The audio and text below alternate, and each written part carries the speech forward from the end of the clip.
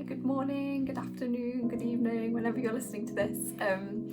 We're talking about the resurrection today, and I know in kind of days we're Easter Saturday, so we're not quite there yet, but it does happen, it does come, and it did, and so we're talking about the resurrection today. And just even thinking about that now, I was thinking, you know, the ripple effect of that moment is incredible, and I've just enjoyed again this Easter already, just being able to have time to stop and kind of think about it again, because it can become so familiar, can't it? And we can kind of lose the wonder in it and forget that God did that for me, you know, he rose again for me, and it wasn't just this world event that happened that everyone knows about, but God orchestrated that moment for me, for you.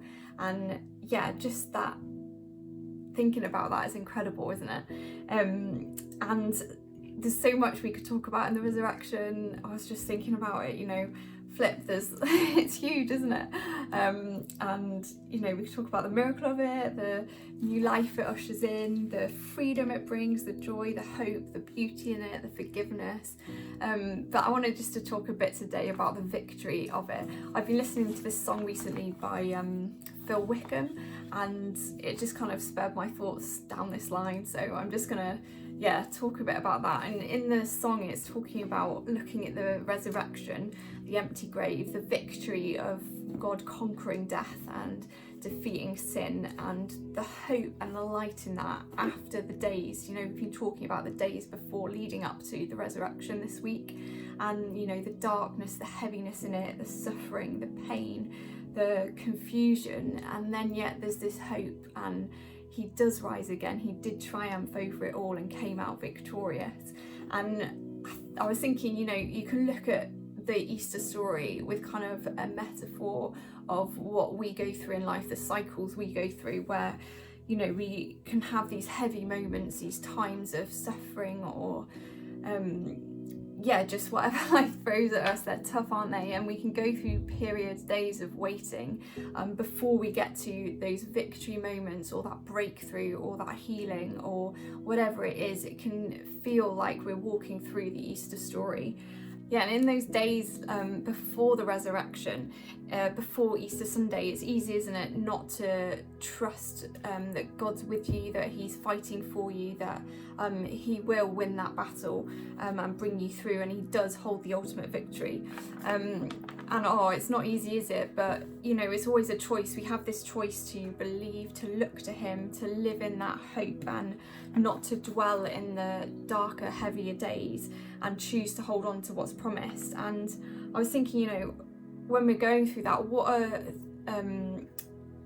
a message to hold on to, seeing the Easter story and the victory of the Easter Sunday, that it does happen, it does come, and he is powerful enough to be victorious. It made me remember this song that goes, because he lives I can face tomorrow, because he lives all fear is gone, because I know he holds my future, life is worth living just because he lives. And you know, we've already said this week, having hindsight is wonderful, because we can see that Sunday is coming and that those promises were fulfilled, and God does have the victory. And so we can walk through our days in light of that. And you know, God does say, doesn't he, it is finished, but so often we choose not to take him at his word, and instead we stay and dwell in those days before. But I think I've just been challenged to live with that kind of victory mindset, and let that kind of infiltrate into all my thoughts and all my days, because you know, he did rise again, and there's so much in that, knowing this kind of this freedom, isn't there, of being able to let go and give it to God. And because of that, you know, I can walk in his strength and his power and his freedom and joy, and I can choose to live for that victory. I just encourage you today to take a minute just to sit and think about the resurrection, and let it really speak to your heart again, and see the victory in it, so we can live in light of it, knowing that like he's won and he's still fighting our battles, and we will see his ultimate victory. And it's just choosing to walk in that with God.